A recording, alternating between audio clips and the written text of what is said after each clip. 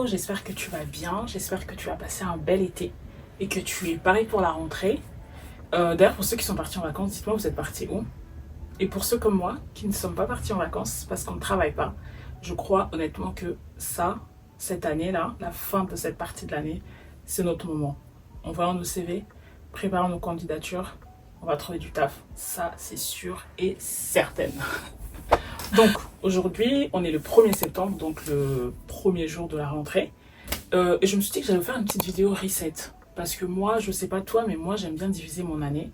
Donc, j'ai la rentrée de janvier et puis j'ai la rentrée de septembre. Donc, là, pour la rentrée de septembre, je vais te partager ce que moi je fais, le reset que je fais, que je mets en place pour la fin de mon année, pour avoir une fin d'année qui peut-être est meilleure que le début de mon année, qui dans ce cas-ci, cette année 2024, j'en aurais bien besoin. Donc là, je vais te partager quelques tips et comme ça, on va s'entraider. Ce qui est d'ailleurs le but de cette chaîne, qu'on puisse s'entraider et tout, et qu'on passe du bon temps ensemble. Donc c'est parti. Alors je sais pas toi, mais moi, comme je t'ai dit, je me fixe des objectifs. Donc pour mon reset de septembre, ce que je fais, c'est que je regarde mes objectifs du début d'année et je vois ce que j'ai accompli ou ce que je n'ai pas pu accomplir. Et pour septembre, je me fixe d'autres objectifs, donc d'autres goals. Donc moi, je prends, tu peux faire ça avec tout ce que tu veux, papier, crayon, sur l'app note directement de ton portable. C'est ce que généralement je fais. Donc je me fixe des nouveaux objectifs pour cette fin d'année. Comme ça, je sais comment je vais faire pour aller vers mes objectifs. Donc moi, ce que j'aime bien faire, c'est la méthode du 30, 60, 90. C'est-à-dire, j'ai des objectifs à court terme, donc pour 30 jours, des objectifs à moyen terme, 60 jours, et des objectifs à long terme, 90 jours. Ça me permet en fait d'avoir une vision et de ne pas directement être submergé par tout ce que genre, je dois accomplir et tout, ce que je dois faire, mais avoir un timestamp de ce que je dois faire. Bien évidemment, on se fixe des objectifs SMART. Je ne veux pas aller escalader le Kilimandjaro en 4 mois, ça je le sais. Donc c'est pas des objectifs que je vais mettre en place, mais je veux faire des objectifs genre cohérents, je sais pas moi. Apprendre, je sais pas, à nager par exemple. Ça c'est quelque chose que je veux mettre dans mes objectifs à court terme, voire moyen terme en fonction du temps que j'ai. Donc on est plutôt dans des objectifs SMART, des choses qui vont nous permettre de les atteindre et pas nous fixer des objectifs si grands que lorsqu'on ne les atteint pas, on se sent mal. Donc voilà, ça moi c'est ce que je fais. Je me fixe de nouveaux objectifs pour la fin de l'année. Alors, dans un second temps, une fois que j'ai mes objectifs en tête, ils sont fixés, c'est-à-dire je les écris sur un papier, dans mon app note et tout, ce que je vais faire, c'est que je me fais un New Vision Board. Ça, c'est trop facile, je peux le faire soit sur Pinterest en faisant des collages, soit comme moi je le fais directement sur Canva. Moi, ce que j'aime bien sur Canva, c'est que je peux utiliser ça soit comme fond d'écran, soit je peux utiliser ça comme fond d'écran sur mon ordinateur ou sur mon portable, où je les imprime et je les accroche dans ma chambre. Comme ça, je les vois directement. Moi, je suis une personne qui est visuelle, donc j'aime voir mes objectifs, j'aime voir, tu sais, cocher les cases, etc. et tout. Donc voilà, une fois que j'ai mes objectifs, je me crée un New Vision Board. Comme ça, au moins, ça, c'est fait. Je laisse un peu le Vision Board que j'avais fait en début d'année. Je passe au nouveau. Donc, dans mon Vision Board, comme je t'ai dit tout à l'heure, ça peut être natation. Donc, je vais mettre des photos qui m'inspirent. Ça peut être, je ne sais même pas, apprendre à cuisiner ou je sais pas quoi. Mais ça, c'est mes nouveaux objectifs. Mes objectifs pour la fin d'année que je mettrai dans mon Vision Board du coup. Donc moi je le fais directement comme je t'ai dit sur Canva. Si je me souviens, je vais te partager en fait la manière dont je le fais directement à l'écran, comme ça tu as un peu une vision. Je me fais une espèce de... Tu sais, sur Canva tu peux tout faire. Moi je me fais une espèce d'agenda. Donc ça fait, ça sera comme si c'était un dossier PDF mais en agenda. Comme ça je peux tourner les pages et puis je vois exactement ce que j'ai mis dans mon vision board. Donc ça me permet en fait de visualiser ce pourquoi je travaille. Alors, une fois que j'ai mes objectifs, une fois que j'ai mon vision board, ce que je fais personnellement, c'est que je m'établis une routine. J'arrête pas de le dire, je crois, dans toutes mes vidéos, mais c'est super important d'avoir une routine. La routine, ça nous permet de quoi? D'aller vers nos objectifs. Parce que le but ici, c'est de pas de faire du wishful thinking, tu vois.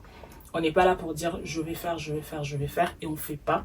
Donc la routine, ça te permet d'avoir en fait une feuille de route sur ce que tu dois faire.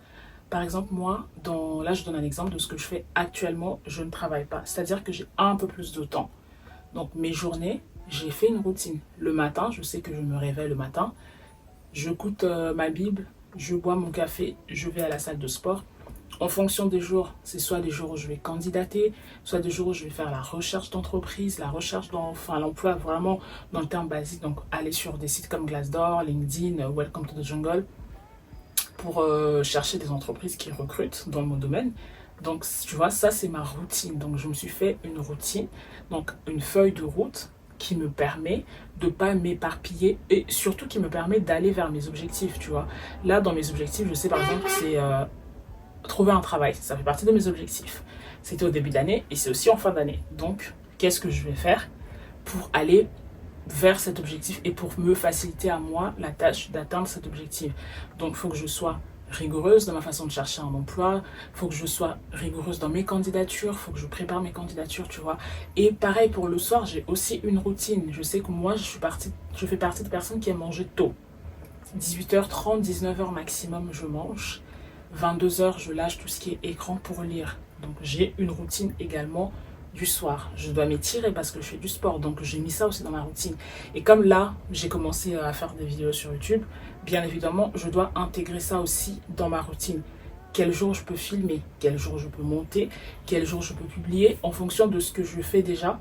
Donc, je dois ajouter ça aussi dans ma routine. Tout ça, en fait, ça me permet de me dire, bon, voilà, mon objectif, supposons par exemple là sur YouTube, mon objectif c'est d'avoir, je sais pas moi, 1000 abonnés. Ok, là tu en as 41. Qu'est-ce que tu peux faire pour avoir 1000 abonnés? Ah, peut-être tu dois publier un peu plus de vidéos. D'accord, si je dois publier plus de vidéos, ça veut dire que je dois filmer plus de vidéos pour prendre de l'avance. Comment je fais ça? Quand est-ce que je fais ça? Tu vois ce que je veux dire? C'est dans ce sens-là que je te dis, au fait, avoir une routine, c'est super, super important. Ça peut être pour n'importe quoi, en fait. Quand je travaillais, c'était pareil, j'avais également une routine. Je commence le travail. Moi, je commençais le travail, je crois, à 9h, mais je pouvais être là dès 7h45. Et je préférais arriver à 7h45 pour partir plus tôt. Donc, ça suppose que je me lève plus tôt. Ça suppose que je me couche plus tôt. Ça suppose que ma routine sportive, elle doit changer. Là où je fais le sport le matin, je ferai peut-être le sport l'après-midi. Tu vois ce que je veux dire? Donc, avoir vraiment une routine, pour moi, c'est le meilleur moyen d'atteindre ses objectifs. Ça, c'est un petit conseil que je donne. Faites des routines. Ça peut être une routine de n'importe quoi, mais pour moi, c'est super, super important pour aller vers ses objectifs. Parce que moi, je suis la reine de la procrastination. Si je n'ai pas une routine, bah, comme je te disais, je vais faire du wishful thinking. Je vais me dire, j'aimerais faire, mais au final, je ne veux absolument rien faire et avoir vraiment une routine établie. Ça m'aide à aller vers mes objectifs. Parfois, je mets même l'heure, tu vois. De X heure à X heure, je fais ça. De X heure à X heure, je fais ça. C'est pas militaire. Donc, si je rate une heure, je ne vais pas non plus, m'en vouloir et tout. Mais juste avoir une routine, ça m'aide énormément à me focaliser, ça m'aide énormément à sortir de la procrastination. La procrastination, comment c'est facile à tomber dedans. Mais ma routine, moi, ça m'aide à me détacher de la procrastination. Je n'ai pas encore réussi à 100%, il y a certaines choses sur lesquelles je procrastine encore, mais franchement sur les choses on va dire importantes, j'essaie vraiment d'être focus sur ça. En parlant de routine, moi là pour cette fin d'année, je me suis établi une nouvelle routine sportive. Je sais pas, j'en avais parlé dans une autre vidéo. Là en début d'année, j'ai commencé les running, donc ça c'était mes objectifs en début d'année, j'ai fait le running et j'ai fait beaucoup de challenges. Je suis une personne qui aime, comme je t'ai dit, avoir une routine, donc c'est-à-dire aussi avoir une routine sportive. J'aime suivre des challenges, ça me permet d'aller à la salle de sport et savoir exactement ce que je dois faire parce que sinon, encore une fois, je vais m'éparpiller. Donc là, ce que j'aimerais faire pour cette fin d'année, par exemple, c'est commencer la natation. Pour commencer la natation, qu'est-ce que je dois faire? Aller dans une piscine, me renseigner, est-ce que vous faites des cours de natation individuels pour des adultes, bien évidemment, en particulier, etc., etc. Tu vois ce que je veux dire? Et là, ça veut dire que je vais inclure la natation, plus la salle de sport que je fais déjà, plus le running, ça fait quand même beaucoup. Mais encore une fois, j'ai entre guillemets de la chance parce qu'en ce moment, je ne travaille pas. Donc, ça me permet d'être un peu plus flexible sur ma pratique sportive. Donc, ça, c'est une routine pour maintenant. Mais quand je commencerai à travailler, bah, ma routine, elle va shifter. Mais dans tout ça, je garde quand même ma routine sportive. Pour moi, le sport, c'est super important pour mon mental. Je ne vais pas mentir, pour mon physique et tout. Donc, avoir une routine sportive, c'est super important. Donc, je l'établis dans ma vie quotidienne. Je fais en sorte d'avoir toujours au moins une heure pour faire ma séance de sport. Bien évidemment, j'ai pas d'enfant. La seule responsabilité que j'ai, c'est moi-même. Et je reconnais que ça me permet d'avoir plus de flexibilité. Mais pour l'instant, j'en profite. J'en profite et je me mets toujours une journée, au moins 1 heure dans ma journée, où je sais que j'ai envie de faire du sport, j'ai envie de me dépenser. Donc voilà. Le meal prep, ça c'est quelque chose que je fais toujours. Dans mon reset de septembre et même en début d'année, le meal prep c'est quelque chose que je fais tout le temps, tout le temps, tout le temps. Pourquoi? Ça me fait gagner du temps, ça me fait économiser de l'argent et ça me fait gagner de l'énergie. Quand je travaillais, je faisais mon meal prep tous les dimanches matin. Comme ça, de lundi jusqu'à vendredi, je sais exactement ce que je dois manger. Moi, j'aime, encore une fois, je sais que je me répète, mais j'aime quand je sais exactement la direction que les choses vont prendre. Sinon, pour moi, c'est source de stress. Donc, faire des meal prep, c'est super important parce que déjà, je sais ce que je mange. Maintenant, je fais partie de ces gens qui font même leur propre dessert. Juste comme ça m'évite de dépenser de l'argent dans des gâteaux, peut-être à l'extérieur, de la glace. Je suis tellement fan de glace. La glace, je ne fais pas encore toute seule. Je ne sais pas comment on fait. Mais tout ce qui est gâteau, cookies, etc., je fais moi-même. Comme j'ai dit, j'essaie de faire attention à ce que je mange. Donc, j'essaie aussi de faire attention à ce que je mets dans mon corps. Faire ma nourriture moi-même, faire mes desserts moi-même, ça me permet de savoir ce que je mange, combien de quantité. Moi, je fais pas... j'ai calculé mes macros, du coup. On peut dire que c'est du calorie counting. Mais en fait, c'est complètement ça. Donc pour ça, je dois savoir combien de protéines je mange, combien de carbs, etc., etc. Et pour ça, quand je prépare à la maison et que je prépare mes meal prep, je me suis acheté les petits Tupperware chez Action. Donc j'en ai 7 pour 7 jours. Je prépare, je mets dans mon frigo et je suis tranquille. Bien évidemment, je ne suis pas rigide. Si j'ai envie d'aller au resto, je vais aller. Si j'ai envie de commander Uber Eats, je vais le faire. Mais je sais aussi que je ne veux pas le faire 7 jours sur 7, tu vois. Et ça me permet au fait d'économiser de l'argent. Et du coup, ça me fait rebondir sur notre point suivant qui est comment bien gérer ses finances. Alors moi, en début d'année, ce que je fais chaque année d'ailleurs, c'est que j'ai créé un fichier Excel dans lequel je traque mes finances. Donc je traque combien rentre et je traque combien ressort, combien j'épargne, etc., etc. Ça me permet d'avoir une vision globale sur mes finances. Ce que je vais faire là, on est le 1er septembre, donc je vais le faire en début de soirée, c'est que je vais prendre mon fichier Excel et je vais voir depuis 9 mois, où est-ce que mon argent est parti? Est-ce que j'ai dépensé beaucoup d'argent? Est-ce que j'ai économisé beaucoup d'argent? Si j'ai trop dépensé, en fait, je vais essayer de voir où est-ce que j'ai dépensé, pourquoi est-ce que j'ai dépensé autant. Parce qu'en fait, je t'ai dit, moi, je fais des budgets. Comme je le disais, donc, je vais traquer mes finances. Donc, je vais savoir pourquoi j'ai dépensé autant d'argent. Par exemple, je sais pas, moi, je sais que j'adore faire du shopping. Donc, je me fais un budget shopping. Une fois que, normalement, j'ai fini ce budget shopping, je ne vais pas faire du shopping jusqu'au mois suivant. Là, je vais regarder dans mon fichier Excel pour savoir où est-ce que j'ai mis mon argent. Si je vois par exemple que j'ai dépensé trop d'argent en shopping, je sais que ça doit s'arrêter, je sais que je dois me ressaisir, etc. Tu vois. Encore une fois, là c'est encore plus important puisque je n'arrête pas de le répéter, mais je suis au chômage. Étant au chômage, ça veut dire que je dois être très intelligente avec mon argent et la manière dont je dépense mon argent et la manière dont j'épargne. En parlant d'épargne, bien évidemment, moi je me dis à chaque fois, donc je m'étais donné cet objectif en janvier, d'ici septembre, j'aimerais avoir épargné X somme. Là, je vais ouvrir mon fichier Excel et je vais voir, j'espère que j'ai atteint mon objectif, donc je vais voir, est-ce que j'ai réussi à atteindre mon objectif d'épargner X somme?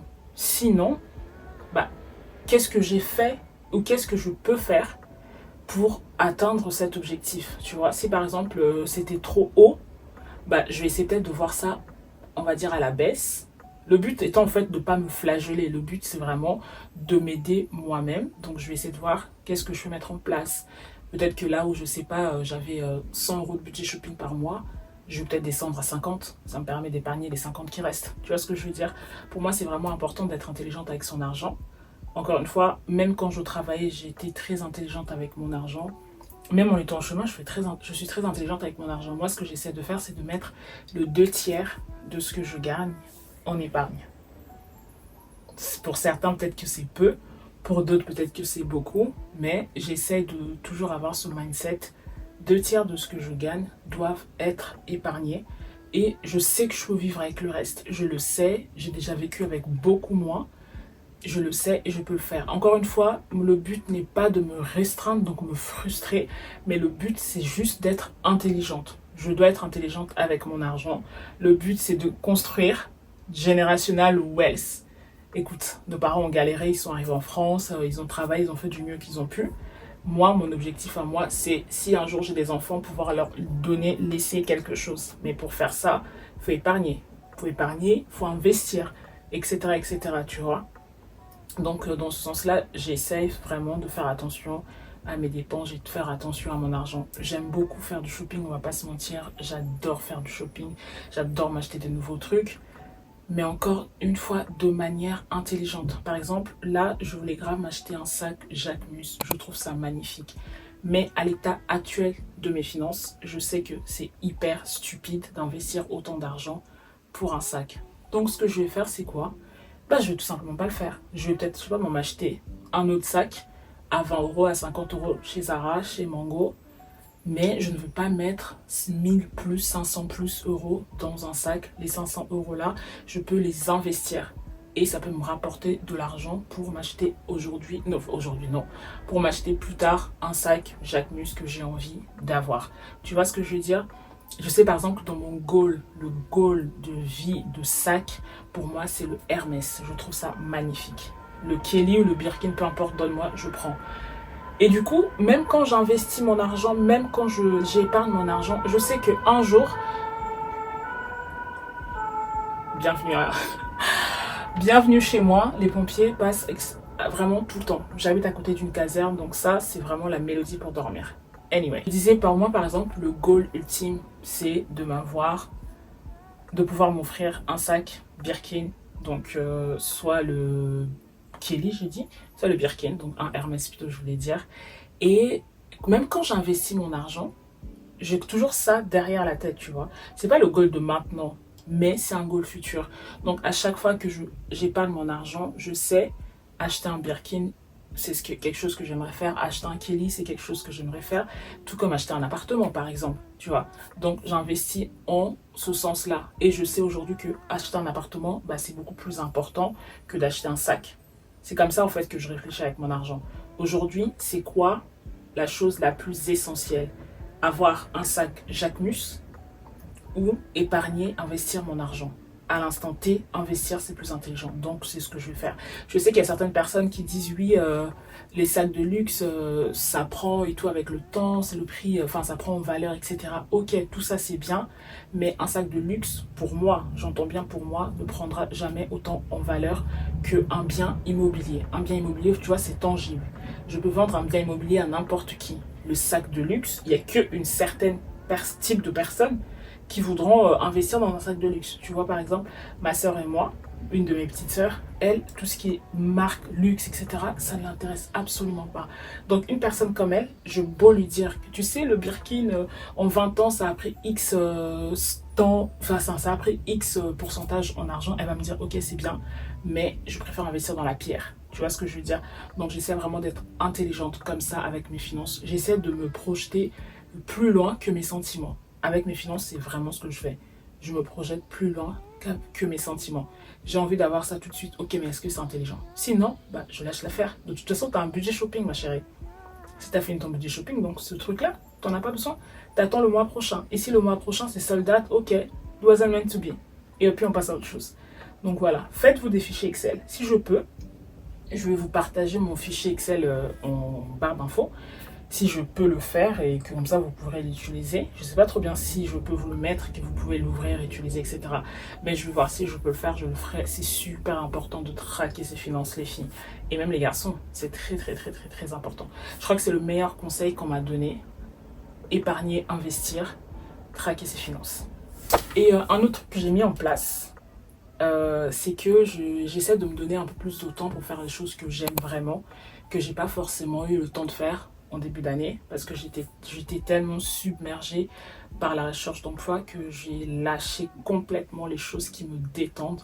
Je crois que cette année, la seule chose que j'ai faite qui n'avait rien à voir avec la recherche d'emploi, c'est quand je suis partie à New York en début d'année. Mais sinon, depuis que je suis revenue en France, mon seul focus, c'était que ça. Trouver un travail, trouver un travail, trouver un travail, trouver un travail.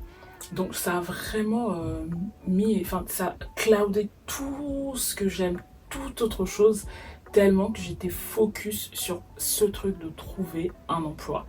Je crois que la seule chose que je peux faire pour moi et qui me fait vraiment plaisir, c'est cette chaîne et poster sur TikTok. Donc c'est vraiment les deux seules choses que j'ai faites pour moi. Donc là, dans mon reset que je veux mettre, je vais remettre des choses, je vais refaire des choses qui me font plaisir. Lire plus. J'ai un Kindle, j'ai tellement de livres, moi j'adore lire.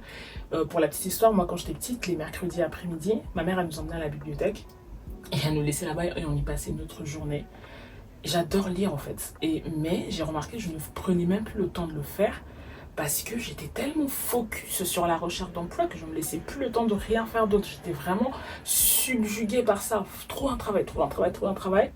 Et voilà, et en fait c'est pas sain tout ça. Donc là, je vais plus faire des photos, plus lire d'abord et plus faire des photos ou même reprendre la photo carrément.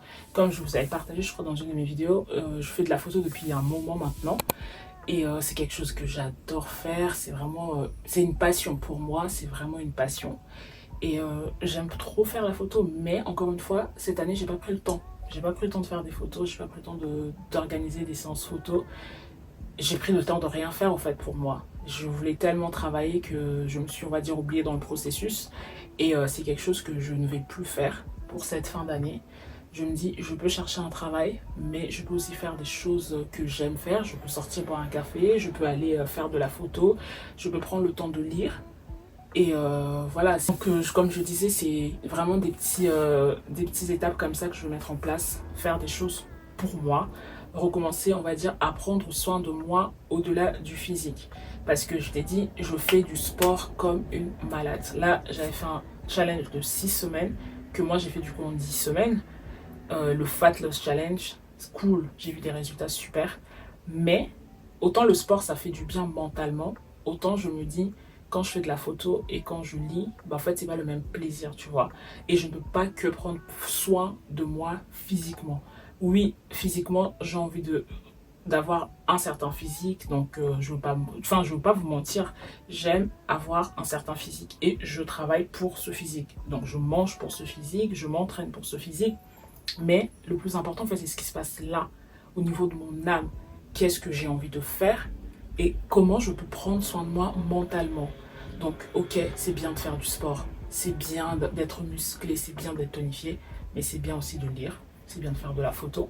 Tu vois, dans ce sens-là, donc prendre soin de moi mentalement, c'est vrai. Prendre soin de moi mentalement, c'est vraiment le focus. Donc là, j'hésite à aller voir une psy. C'est quelque chose auquel je réfléchis depuis longtemps. Et c'est quelque chose, je sais que j'en ai besoin. D'autres peut-être me diront non, etc. Mais moi, je sais que c'est quelque chose dont j'ai besoin.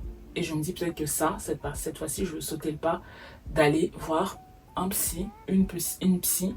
Tout ça dans le but de prendre soin de mon âme, de prendre soin de mon mental. Et je déteste l'expression, mais devenir la meilleure version de moi-même. Tu vois ce que je veux dire? Alors voilà mes petits tips pour mon reset de septembre. J'espère que ça t'a inspiré pour faire ton propre reset. Et si tu le fais déjà, n'hésite pas à me dire en commentaire ce que toi tu fais, ce que toi tu mets en place pour te mettre dans un nouveau mood pour cette fin d'année. Et en plus, je sais qu'il y a plein de gens qui détestent ça, mais la meilleure saison du monde arrive, l'automne. J'ai hâte d'être en automne. L'automne, en fait, pour moi, c'est hyper...